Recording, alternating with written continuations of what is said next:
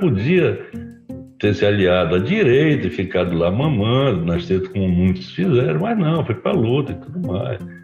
E aí vai ser trazer livro para cá para vender, vai ser representante da estátua, correr atrás, aí faz cinema.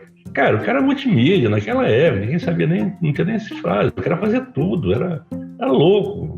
Tudo de cultura ele estava metido. Aí o governador, acho que era o Danilo.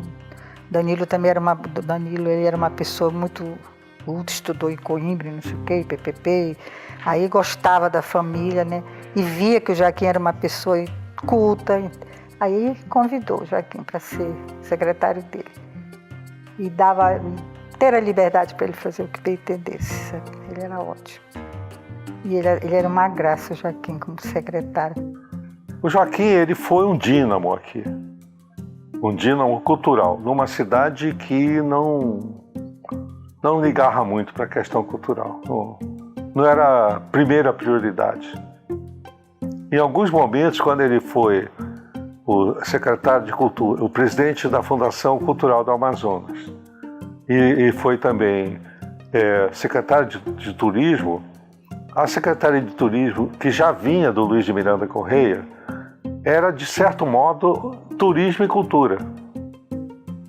Como eles eram homens cultos, né, e de categoria internacional, como o Luiz, né, isso ligava Manaus com os centros, com Paris, com Nova York, com Miami, com Lisboa.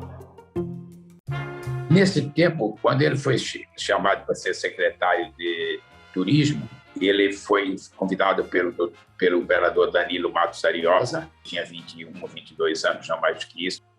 Logo depois, quando entrou o Enoque Reis, eles transformaram o DEP na Superintendência de Cultura, e o Joaquim Marinho foi para lá.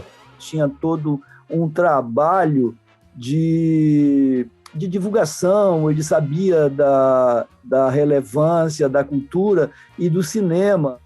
Então ele criou ali, tinha programa de fomento, publicação de livros, né? Ele recebia todo mundo, não tinha burocracia.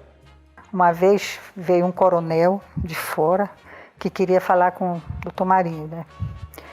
Aí ele disse assim, secretário, o senhor está agendado? Não, mas diga para ele que eu sou o coronel Evaristo Siqueira da Guerra da Selva, não sei o que, PPP, que se ele pode me atender. Aí o Joaquim ouviu, aí respondeu para ele, diga para ele que ele pode ser o coronel, general, seja quem for, mas ele vai esperar quem chegou primeiro que ele.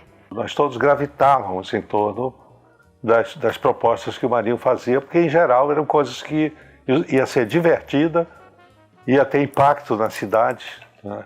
Então tinha uma verba e as secretarias de cultura via Ministério da Cultura, né, trazia, né, e facilitava, né, essa coisa dos artistas virem para Manaus. O Chico Buarque, para um show aqui em Manaus, na época que a música Apesar de Você estava proibida. O show do Vinícius também, né? E eu ficava assim, encantada, porque o Joaquim tinha um Fusquinha que era da família toda, né? Não era só dele. As minhas irmãs usavam também, o Francisco usava. Esse Fusca, ele emprestou para o Vinícius dirigiu, então eu achava aquilo o máximo, né? O Joaquim também trouxe a Manaus o Sérgio Murilo. E o Sérgio Murilo chegou justo num dia do aniversário meu, que estava tendo uma festinha lá em casa. E o Joaquim foi e deu o presente que ele ia me dar, pediu para o Sérgio Murilo me entregar. Para quê, né? Eu dizia para todo mundo que eu tinha ganhado uma boneca beijoca do Sérgio Murilo. A Garota Turismo, que foi realizada na Ponta Negra. Na Ponta Negra, na época, você podia ir só de barco, ou tinha uma trilhazinha que você ia, né? A Ponta Negra muito rústica na época, né? Tem um vídeo dele falando, entregando premiação, inclusive com algumas pessoas muito importantes em Manaus desfilando, porque naquela época existiam... Como era uma cidade muito pequena, né? Você não tem muita divisão os muito ricos não se afastam do menos rico. porque uma cidade é pequena, todo mundo se conhece, todo mundo se depende um do outro. É diferente de hoje. Hoje os milionários da nossa cidade não conhecem ninguém de classe média, né? Porque todo mundo é empregado do cara, o cara não quer se tocar e tal. Então você vê um desfile de garota turismo tão importante quanto na época como Miss Amazonas, na qual ele apoiou muito também, como locutor, como empreendedor. Eu acho que o Marinho foi esse camarada que inovou na nossa cidade. Tudo que veio depois dele, lógico, sem nenhum demérito aos que estão aí, porque a vida é assim mesmo, você vai aprendendo, adaptando e melhorando, vai adequando, eu acho que faz parte do processo da vida. Mas ele foi um inovador, aquele cara que viu aquilo que ninguém enxergou. Em 70, ia ter o Festival de Música Popular Brasileira, uma coisa desse tipo, e ele que era coordenador.